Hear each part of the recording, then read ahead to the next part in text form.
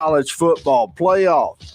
Fans are not expected at Big Ten games, which will be held on campus throughout the season. The league schedule will include only conference games and is expected to be released later this week. The conference is set to use a color-coded system, green, orange, and red, for both team positivity rates and population positivity rates in the area of each school.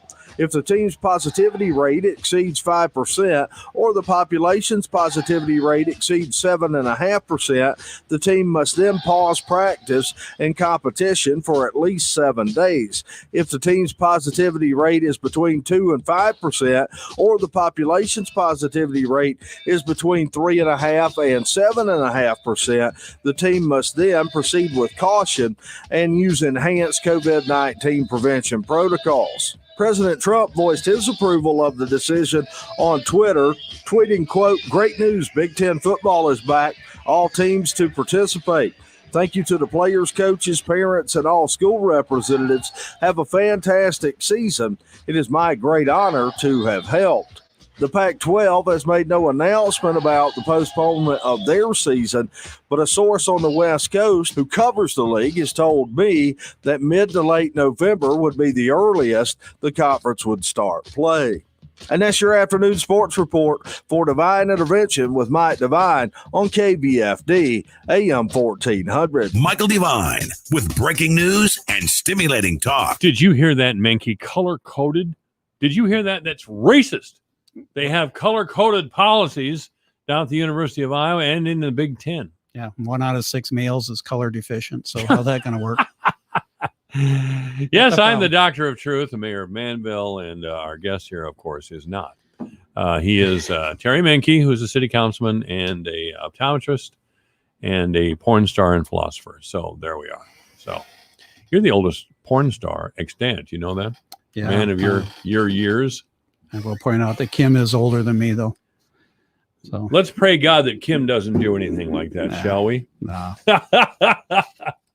I saw you at the meeting on Monday night. You were in there. I think that, that was a world record for you. 7 seconds? I think? No. It was 3.5 minutes. Oh. See? Yeah. You're always exaggerating, Menke. You're always exaggerating. You walk in, you make an entrance after everything starts. I did, didn't I? And you walk in, you sit down. Next thing I know, you're walking out the door again. Yes, I did. And I realized that it probably wasn't stimulating discussion. I have my own horn section that travels with me, to blast the trumpets when I enter a room. Well, that's good. Yeah. Well, they follow me around playing Shaft songs. Actually, Isaac Hayes, my wife spoke to Isaac Hayes one time when we lived in Memphis. He banked at Union Planners. Called up. He was checking on his checking account or something. I don't know. Apparently, he has a very deep voice. Yeah. That's what I heard. Yeah. Shaft. Did he do anything other than the theme? Oh, yeah. Oh, well. Yeah. He was quite the songwriter in the Motown days. Yeah. Yeah, he did Shaft and oh gosh darn, I can't think of another one. Yeah, I can't either. All I know is Shaft. I mean, that was enough. I mean, you could have carried yourself a long ways with that. Oh, I could have, yes. There was a great movie. It was by the Wayans brothers, who were a couple of brothers, Damon Wayans and his, what was his brother's name? I can't remember, but it was an all-black cast for the most part. Except for maybe Jim Carrey. For Jim Carrey, yeah. They were in Living Color, and then they went on to make this movie called I'm Gonna Get You, Sucker, which is really a ripoff or a parody of the early 70s blaxploitation movies. It was hilarious. They had Huggy Bear there with... yeah, I remember that. Do you remember that? Yeah. But Bernie Casey was there, and I don't know what part he played, but everywhere he went, he had his own brass section with him. They were always playing cool music wherever he went. It was just a hilarious movie. Maybe we could budget for that. When the mayor comes in, we could have a little horn section, follow him around. Happy anniversary to him and Michelle, by the way. Yeah. 25th today. 25th today. Yep, 25. Yep. So. Well, that's terrific. That's a good start. That is. Yeah. So congratulations. Not too many make it that long anymore. Well, you've been married, 50 years? It'll be 48 in December. 48? 48 years.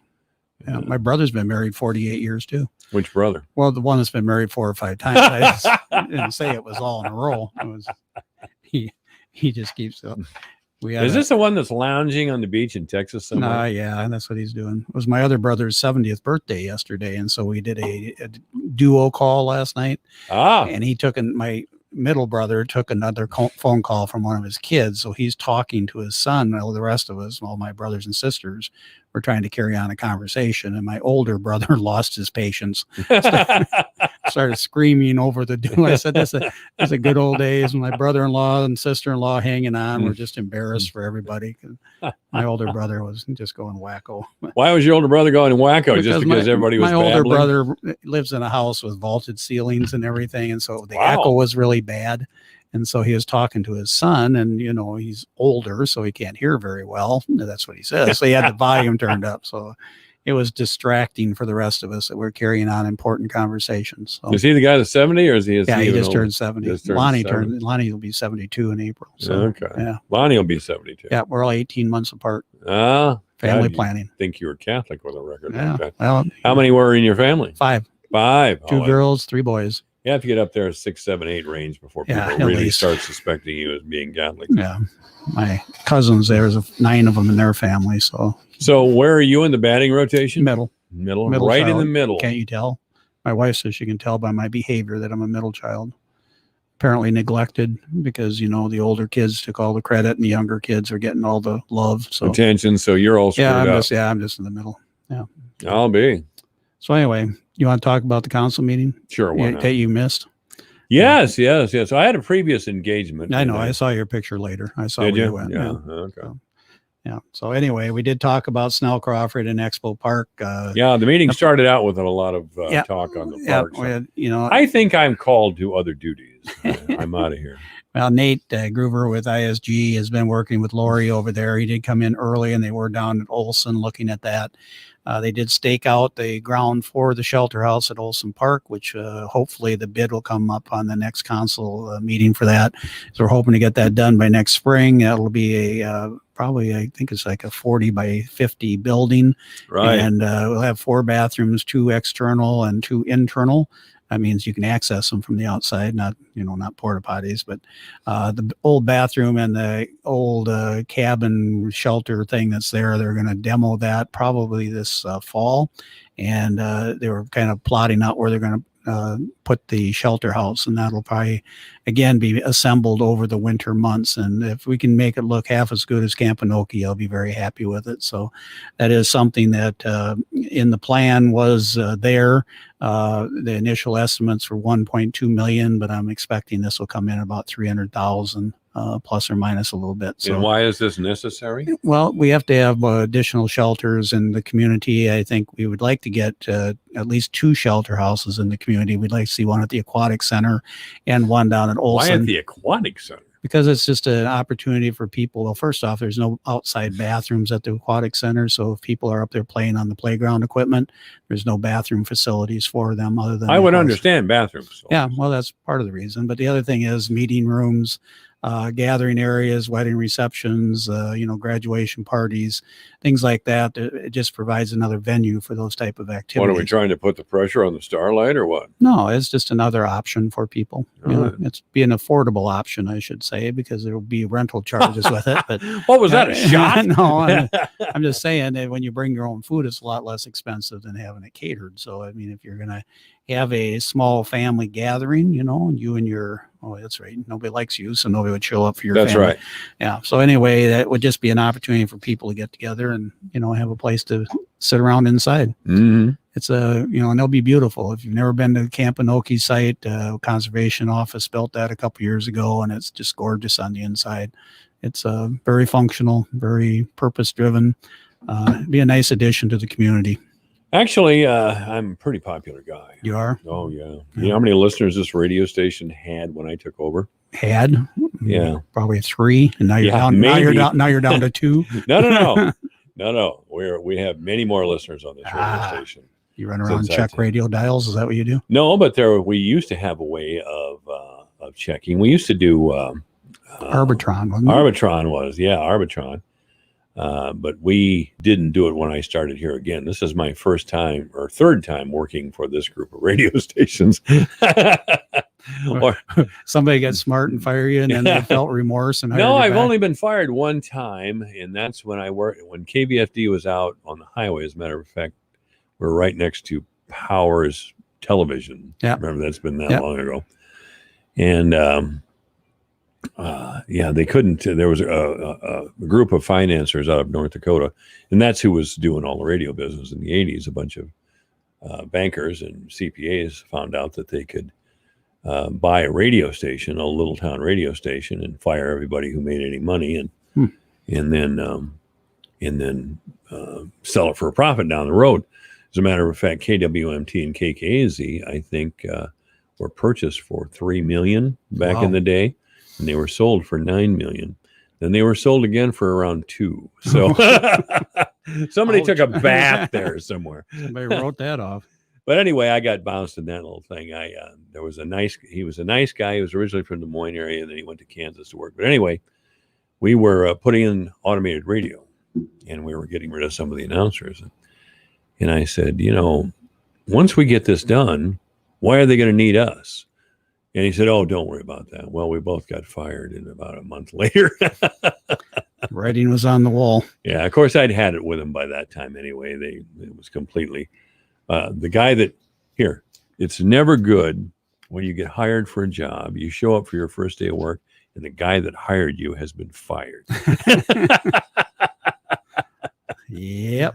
So, it was just... Again, the writing's on the wall. Yeah, well, and by that time I had a son and a wife to take care of. I'm not having this much fun. Yeah, I had obligations. And you moved to Lone Rock and disappeared as a truck driver. Well, I did go down the tubes after my wife died, that's for sure. I lived in that truck, and I came home and lived in this little house in Lone Rock, and then Julie came along and woke me up. So there we go. Yeah. One of these days you're going to make her a legitimate woman. But anyway, we did probably not. The Snell Crawford. She doesn't think she needs to be legitimate.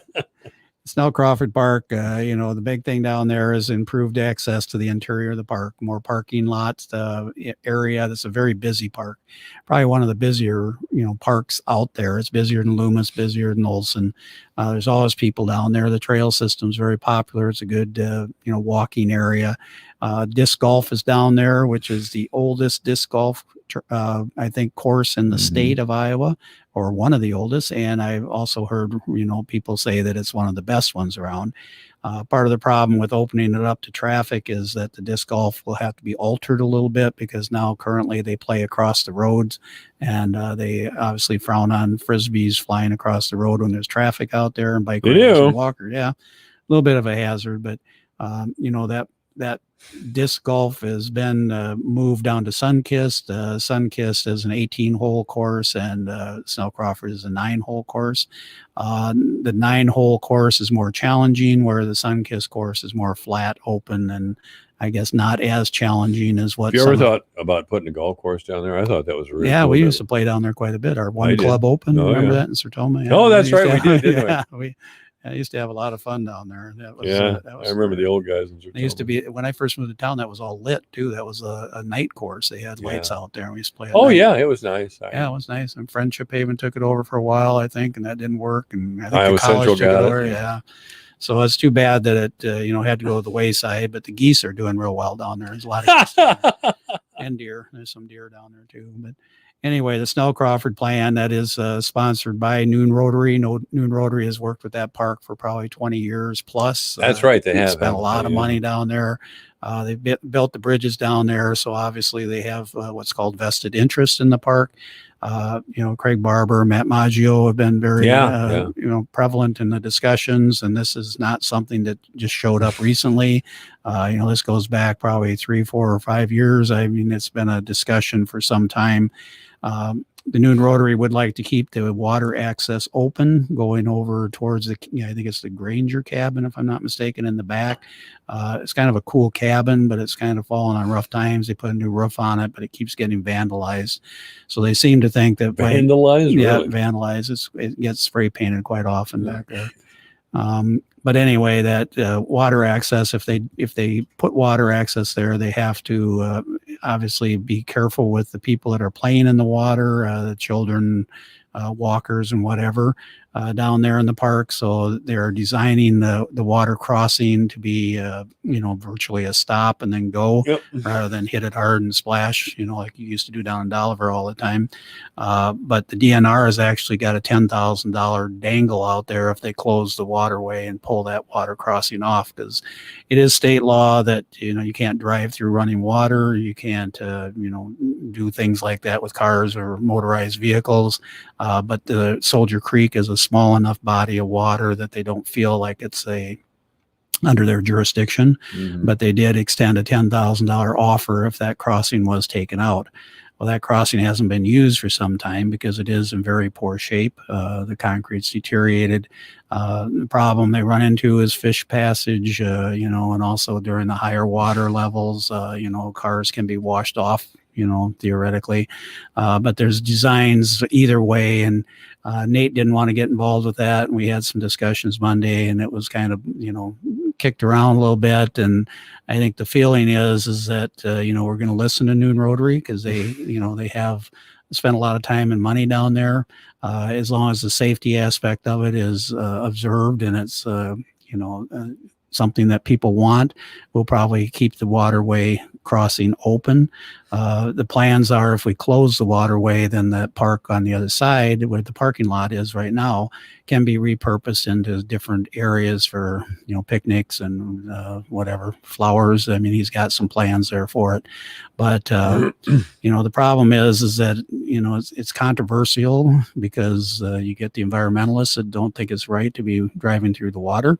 And you get the people that have done it for, even though we haven't done it for a while, 2 or 3 years.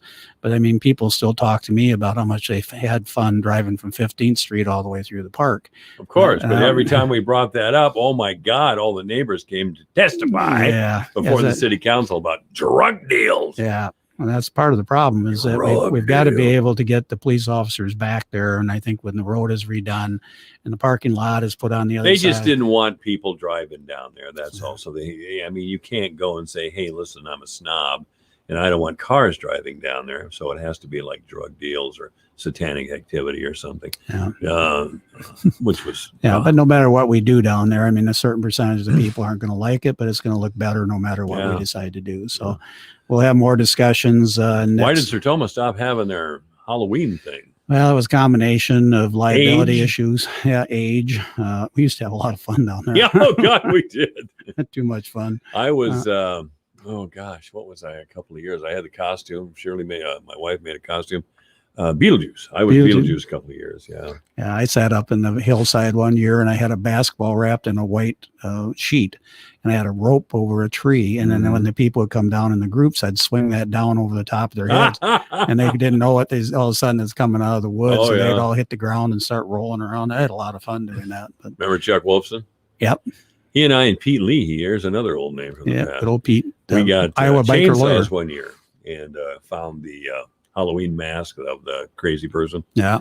And we lurked in the weeds. And when just as the kids were going by, we'd jump out and start the chainsaw. And they just scare the hell out of Jim Rick one year dug a big hole alongside the trail. Did he really? He had an excavator, a little backhoe type thing. He dug a hole, and then he jumped up out of the hole. I can guarantee you that Parks and Rec would not let him dig a hole. That's too bad. Fun haters. Fun haters. Yeah, See, Dinklaw's going to be here later on today. Yeah. And he's the world expert on fun haters. Yeah. So Parks and Rec department are fun haters. Yeah. He filled it up, didn't he? Rick probably filled it back up. Yeah, well, it was filled up. Yeah. I still see him every now and then. Yeah, I don't see him as much. He's driving truck now, hauling salt. He hauls road salt. And Coors beer is what he was hauling. So, oh, really? Yeah, he was getting road salt and running back and forth between Colorado and here the last time I talked to him. So I used to haul road salt every now and then myself, but I didn't have my own truck then, so I wasn't making any money. I think it's a little corrosive, wouldn't it, on your equipment? Well, yeah, but you had to have a special trailer. Or stainless steel, probably. Bit, Yeah. I don't know if it'd work on aluminum or not. I don't know. I didn't haul. I just hauled it in state too. I wasn't going to Colorado or back or wherever it was. No. I really couldn't tell you. That was quite a long time ago. We also talked about Expo Park. The plan there is more or less to make a series of trails over there and put little berms with a little shelter. That's not going to be, and there'll be no playground equipment at Expo Park. It's primarily designed. There'll probably be some artwork over there, probably those rotating art sculptures like what they have in Webster City, and just build little plazas and have art that people can walk around and appreciate. And flower gardens, master gardeners will put some flower gardens. It will become more or less like a wedding destination. If you want to get married, you can go over there, and there'll be a little area to, then you could hire me as your, minister, and then I could get you married for next to nothing. Yeah.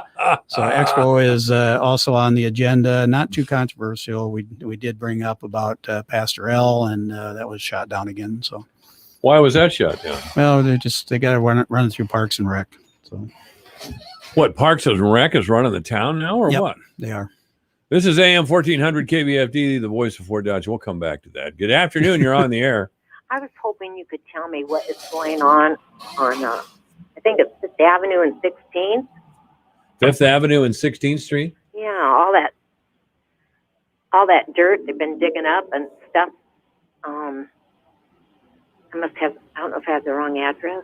Yeah, what happened there is we took a house out down there that was bought, and we actually moved that gentleman up to the northwest part of town into a house that had been rehabilitated. The city got it back on back taxes, abandoned property, nuisance type thing. And Rick Wiseman rejuvenated it. And so the gentleman on 5th South was kind of holding out because that was the last piece of property we didn't own on that south side. By we, I mean the city. And what they did was they knocked the house down, and then they're leveling that ground for future redevelopment because there was a little hillside to the south there.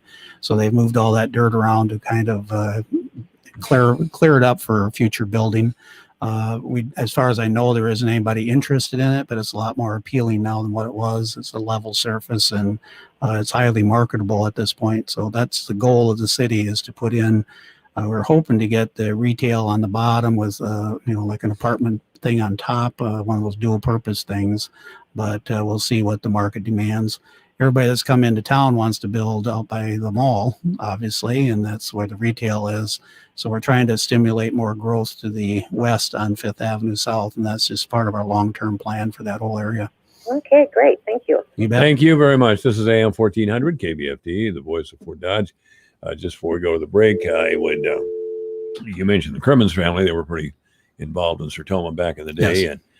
And they had a family tragedy, of course, Yeah, with Dale.